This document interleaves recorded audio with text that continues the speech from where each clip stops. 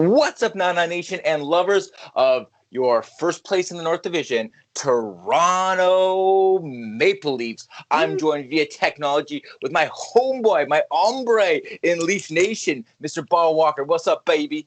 How's it going, buddy? I am so happy that you're starting this off positive because it could have gone another way with you, but I'm glad because I'm feeling the same.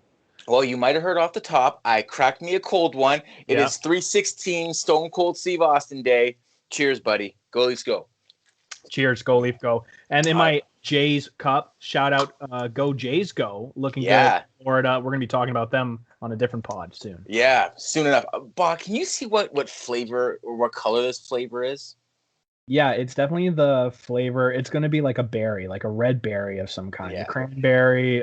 This is a black cherry. The The reason I decided to start my pod off with a White Claw black cherry is because this red top, for me, indicates the red maple leaf that dawns our beautiful nation, just like the blue and white leaf that dominates the North Division. What's up, baby? Let's go. Woo! Definitely not reaching at all. That's a beautiful symbolism. I am fired up. Even though we didn't end on the greatest note, us Leafs, still a lot of positives. Yes. So let's get the ugly Ant out front early. The Toronto Maple Leafs, March has not been good to them, and the reason why. So we decided that we're going to do more frequent, so probably twice a month, Leaf edition, is because there's a lot to cover. Things are moving fast. This condensed schedule is crazy.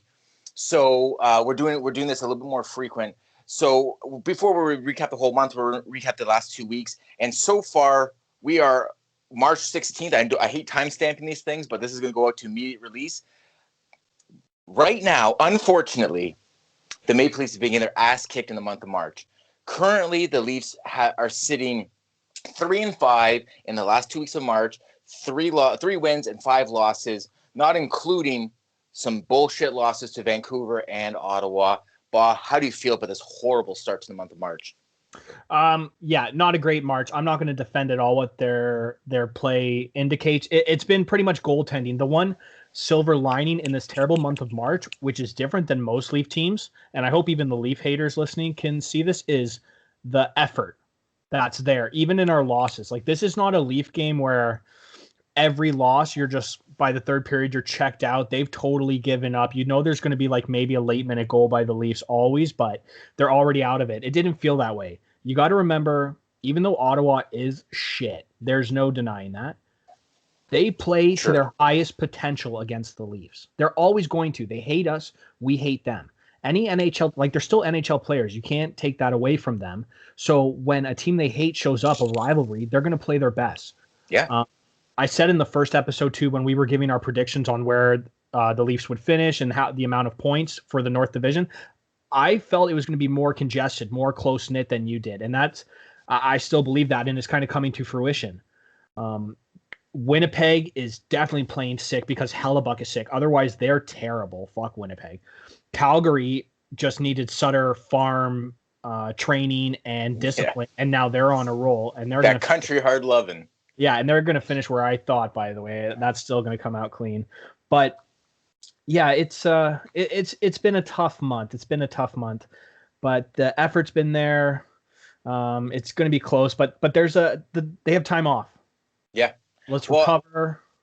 That's it. Refocus. Yeah. And I'm glad you brought that up. I mean, one of the good reasons that we're doing this pod now instead of at the end of the month is that we would have forgot all the juicy that happened at the beginning of this month, because the Leafs have 4 games until the end of the month. Like, they're going to be off for the next 4 days, or I mean, a couple of days from when this comes out. It's even more fucked than that. It's 4 days, 2 games against Calgary, then another 4 days. 4 days. Yeah, it's not. I mean, it would be good for the guys who are healing up. We should expect the Wayne Simmons to be back in action by the end of this weird schedule tail end of March, and you're going to see a lot of those teams that had the potential that maybe didn't have the points or games in hand on Leafs to see what they actually do when the pressure's on.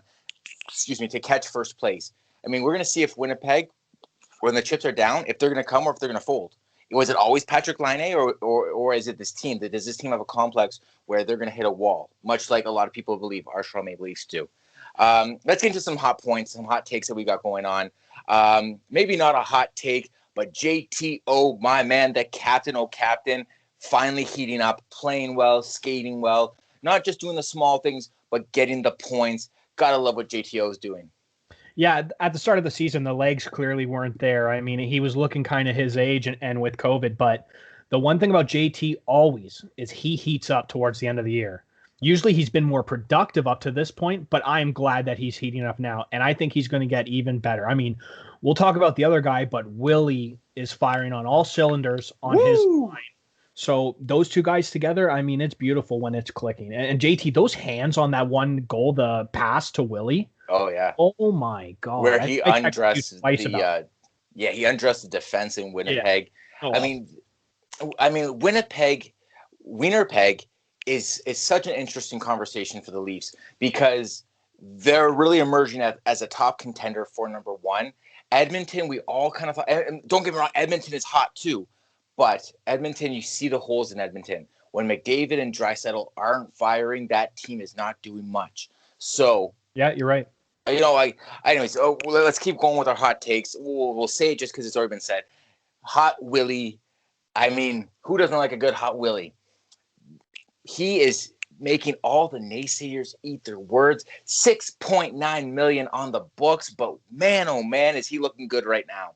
Yeah, I saw your little poll. I put well-deserved when I voted. We'll get into that. Yeah, so I will only say this once ever in my lifetime, and I say it sarcastically. Everybody knows. Thank you, Steve Simmons, for lighting a fire under Willie's ass and also kind of turning the Leaf fandom this season on Willie's side. Like, everybody was like, all right, man, fuck you. You're going to say that in a paper? Like, come on, Willie, fire it up. And he has. Yes. I am so stoked. That guy, that's what we want from him. That's what the money's worth. You're right. I have a buddy who texts me every Leaf game, El Hef, every Leaf game, talking about how Willie is a pussy. Willie's a pussy. We need to trade him. And I'm like, dude, he is not there for tough and grit. Yeah, I hate the lackadaisical play. That's what frustrates Leaf fans, when it looks like he should be giving more effort or going into the dirty spot and he backs off. I hate it. I fucking hate that. But that is not what Willie is. Willie is what Willie is. He is turning on a dime, opening up the boards, the corners, getting it out, and also finishing from JT. Yeah. And Thornton's been put on that line the last couple of games, and I thought it looked pretty decent. I mean, we can get into Thornton. I'll get into Thornton, my hot take on him. Mm-hmm. For me, Joe Thornton is starting to look his age. Yeah. Joe Thornton, for me, I think the honeymoon is over. And I don't want to say that, man. Like, I want Joe Thornton to have a role on this team, and we know he has like, you know, the old Patrick Marleau role of like everyone's favorite stepdad. But like, he, you know, I don't know where he ends up. I don't know how he turns around, because for me, the only movable parts is a winger in the second line or maybe the third line. But do you really want Joe Thornton on the third line? Because he's not going to give you that energy boost.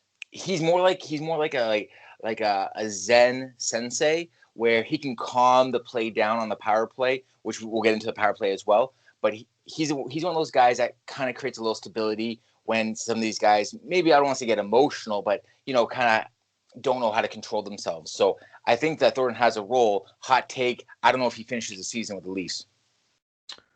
That is a little hot take. I mean, yeah, it hasn't been a great month for Jumbo. He's definitely regressed or gone back to what I think people maybe expected. I could kind of see him on a third line. Like, I think with Mikheyev or anybody like that, like, he can still dish. And I think if you add a bunch of speedy, gritty guys, like, there could still be something there. He could be great depth for the playoffs. I still haven't clearly written Jumbo off yet. I don't know if you're going to be able to trade him. I don't think he wants to be traded. And do the boys in the locker room want him traded as well? Yeah, I can't see a trade happening. Chemistry, yeah.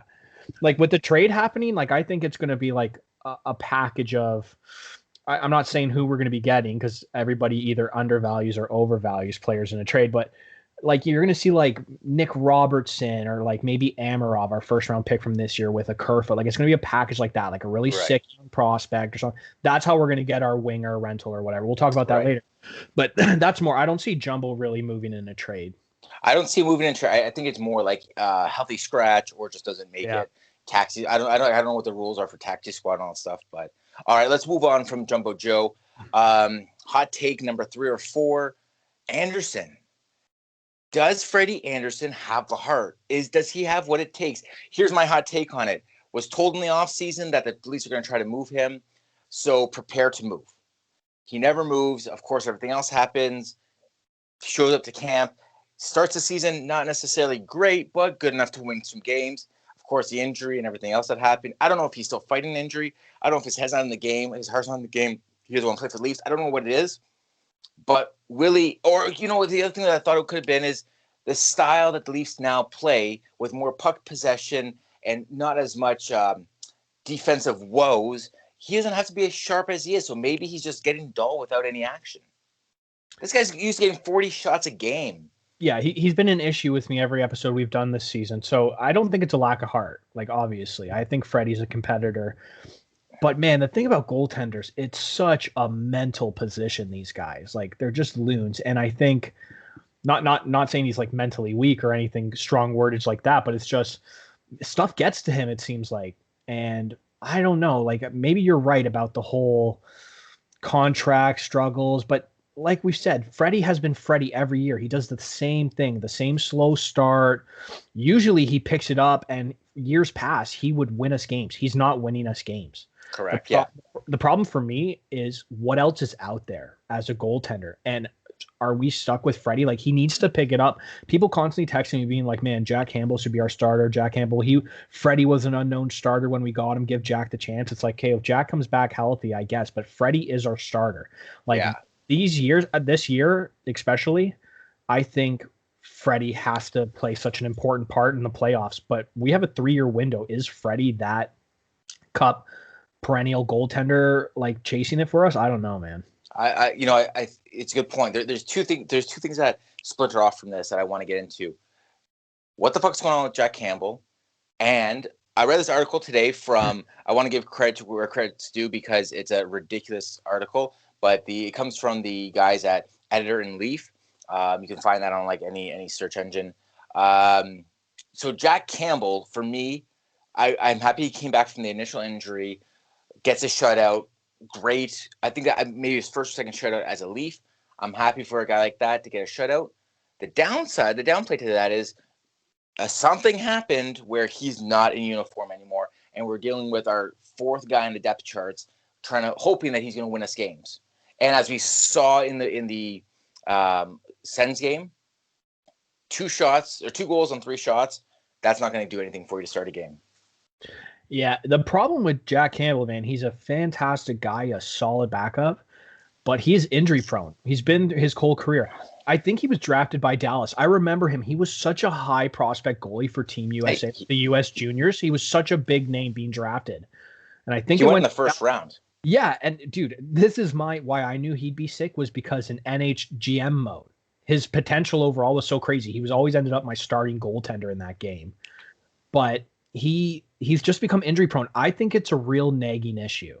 I think there's something going on. I hope he's soon. Like him and Simmons are supposed to be close, if not already ready to play against Calgary. So I don't know what's going on there. If they're not telling us something about Campbell, I wonder if we're going to see, like, they got a goaltender in that trade with Lettinen, but I think that was more towards getting rid of Lettinen than picking up that goaltender. But I don't know with Campbell. Yeah. Well, let's move on to this article. So the article is phrased 3 goalies the Leafs should get that aren't Freddie Anderson. Okay. Number 3 on this list, Jack fucking Campbell. Listen. Okay.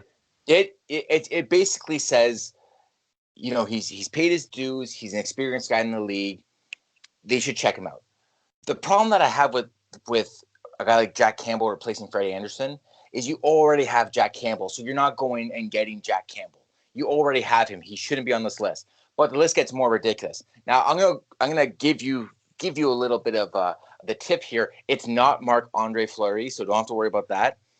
Number 2 on the list, coming from the exact same team that the Toronto Maple Leafs just traded a goaltender from, Elvis Merzlikins. Merzlikins. Yeah. Like Columbus is going to let one of their 2 hot prospect goalies walk or trade them for what?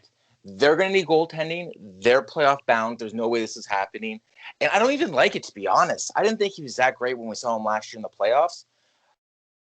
These goalies that hide, good goalies that hide on defensive-minded teams, like Brodeur. Listen, Brodeur is an incredible goaltender. Also happened to play on a very defensive team.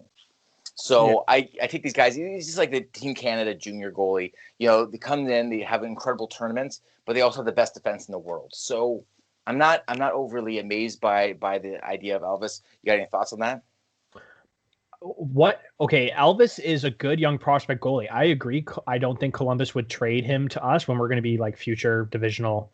Yep. But what has Elvis proven compared to Freddie? Okay, so last year he got one playoff series win against us. Kudos to him. That is something true. But has he proven more that he's going to be the difference maker compared to Freddie? I don't think so. I would rather right now, instead of giving up whatever we would have to give up to Columbus for that guy, I'd rather have faith that Freddie would turn it around. I don't see that ever happening. He's 26 years old. So he's 5 years younger. I mean, we know like European backgrounds, European NHL or European hockey background. Is he flashing man? Like, look at Binnington right now. Well, here's another